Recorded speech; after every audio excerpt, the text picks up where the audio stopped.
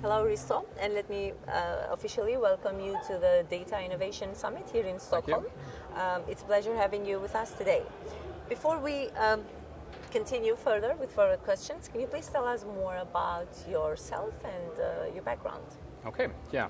So currently I work in the markets, Nordea Markets unit in the business intelligence and analytics.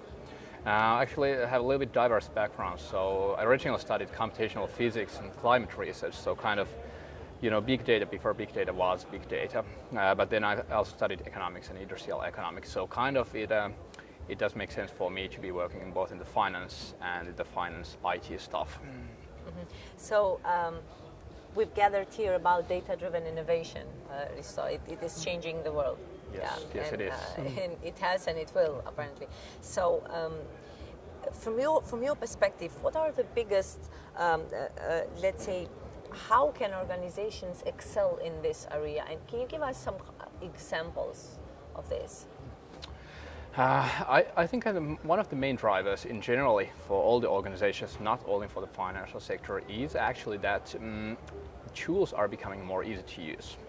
So I think when I compare the situation to maybe 5 or even 10 years ago, you might need an engineer, or you might need a coder, you might need a PhD guy to do data analysis.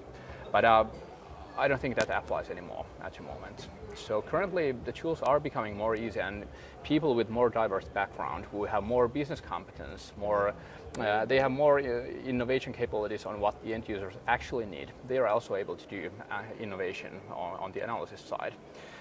Because of course, well, in the end, when you do a production version of any application, then you will need the engineers. But for the proof of concept, actually, the business user themselves, they can do quite much.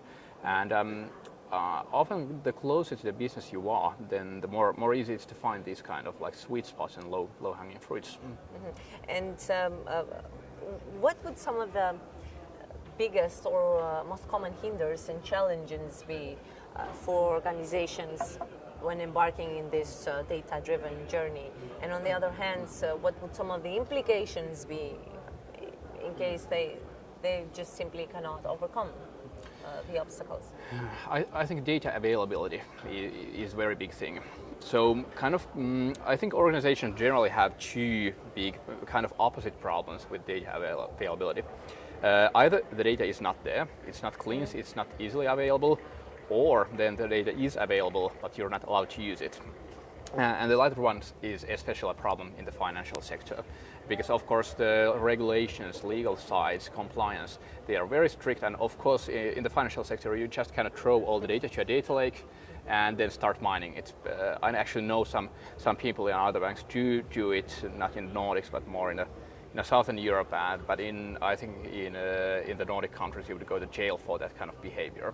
So you have to be able to regulate who gets access to the data, but at the same time you have to make sure that those who actually do need the data also get the data. And I think at the moment in the current, when all the GDPR new regulations are pouring in, then actually the compliance units are very strict.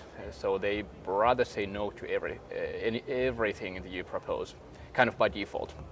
And that is something that has to be solved one way or another. Probably when the experience accumulates on this, I think the internal rules in the company will find its place. But that is something that I feel that at the moment a lot of projects, they have to spend too long time on overcoming this kind of stuff.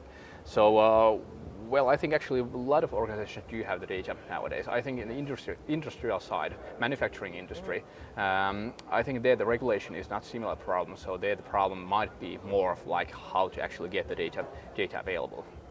But yeah, so very interesting times. And what I'm actually hoping is, because also legal tech, compliance tech is moving forward in the business. So I think also that side might be more automated in the near future.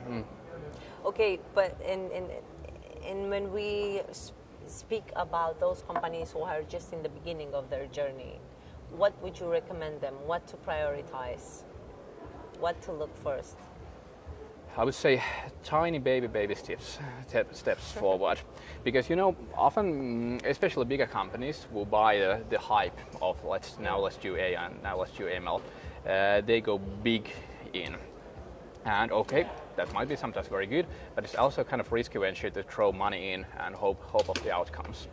So let's say that if a company is starting this kind of stuff and they have, say, 100,000 euros available, what I would do personally is actually rather take 10 projects which are cost 10,000 euros than one big project costing 100,000 euros. Because kind of the general rule is that 80% of everything is bad.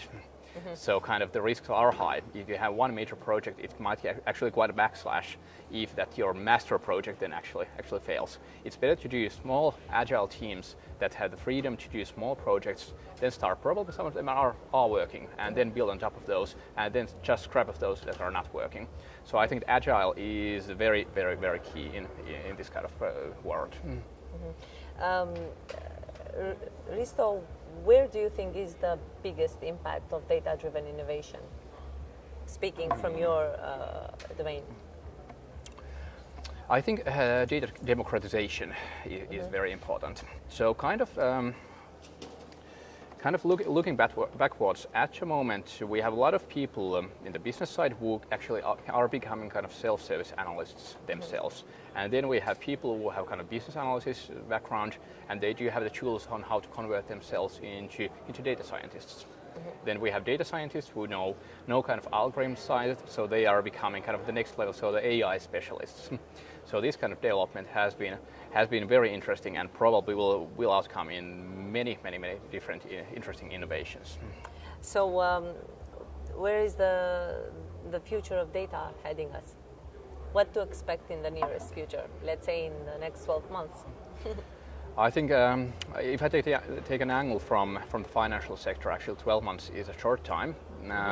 12 months is actually guided by legal, by the directives coming from the European Union, at least in Europe. It's GDPR, MiFID II, PSD2, so I think those will take most of the time in the 12 months. But what is interesting is actually the next 12 months after that. So when the PSD2 really comes, when the open banking really seriously comes, the competition in the business will be very interesting. What's going on?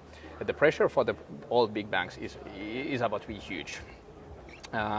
So how I see the case is that there is kind of many things that we can do already to make our customers feel more comfortable, to get better services. And I imagine that the ecosystems around the big banks will start to grow.